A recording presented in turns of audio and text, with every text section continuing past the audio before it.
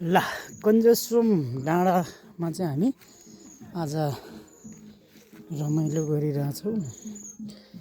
यो चाहिँ हाम्रो कन्जेस्रुमको त्रिमूर्ति शाक्यमुनि बुद्ध अनि गुरु रेम्बोछे र फापाझाङ ऋषि तिनटाको मूर्ति छ।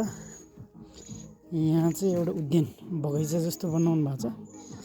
यहाँ चाहिँ ध्यान केन्द्र जाने बाटो यो, यतापट्टि चाहिँ ध्यान केन्द्र छ। आज चाहिँ हाम्रा स्टाफ साथीहरूदेखि लिएर हामी चाहिँ आज शुक्रबारको दिनमा गुड फ्राइडे मनाउन चाहिँ यता आइरहेछौँ। चिसो चिसो मौसमसँगै एकदम खुल्ला मौसम भनौँ, एकदम रमणीय र स्वच्छ वातावरणका साथमा चाहिँ मनोरञ्जन गर्नको लागि चाहिँ कन्जेस्रुम गाउँपालिका स्थित फुलचोकी डाँडामा चाहिँ सबैजनालाई स्वागत छ।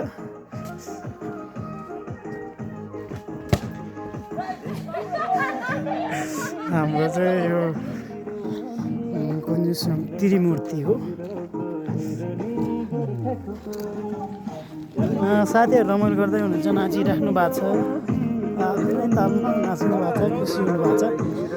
अनि हाम्रो चाहिँ यताबाट फुलचोकी नजिकै लगभग ललितपुरको सबैभन्दा अग्लो स्थान फुलचोकी 2700 मिटरको हाइटमा रहेको यो फुलचोकी डाँडा यहाँबाट चाहिँ लगभग आँगन काखैमा देखिन्छ।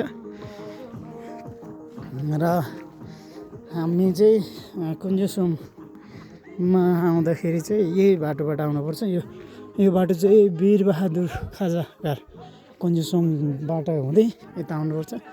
यहीँसम्म मजाले बाइकहरू आइन्छ र गाडी पनि आउँछ।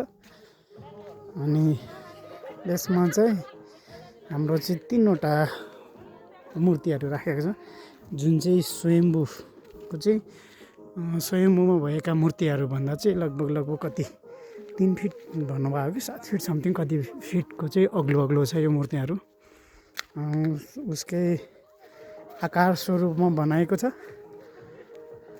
अनि यहाँबाट देखिने रमणीय दृश्यहरू लगभग कन्जेस्रुमका सबै भेगहरू क्षेत्रहरूलाई चाहिँ समेट्न सकिन्छ। यो मूर्तिमा चाहिँ धेरै थरीका कलरहरूदेखि लिएर राम्रो एकदम रोमाञ्चक तरिकाले बनाएको छ। यताबाट चाहिँ देख्न सकिनेछ। र यो चाहिँ कन्जेस्रुमको त्रिमूर्ति हो। अनि अगाडिबाट हेर्न सकिन्छ, यहाँबाट फुलचोकी चाहिँ नजिकै देखिन्छ।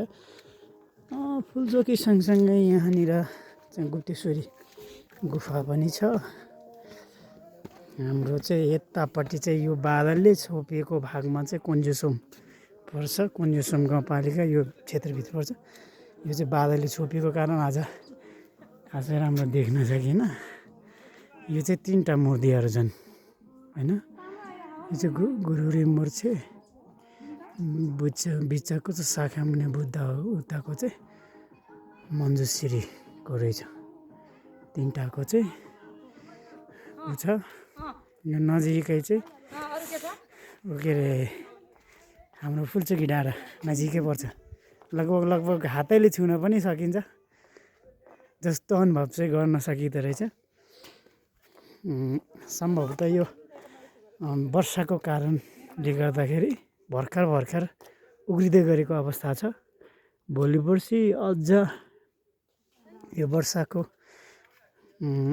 माहौलै सकिसकेपछि यसमा चाहिँ धेरैभन्दा धेरै रमाइलो र रमणीय हुने। र यो मौसम पनि चिसो भएको कारण यो चाहिँ काठमाडौँबाट लगभग धेरै टाढा पनि होइन, नजिकको स्थान रहेको कारण घुम्नको लागि चाहिँ एकदम रोमाञ्चक र राम्रो ठाउँ मानिन्छ।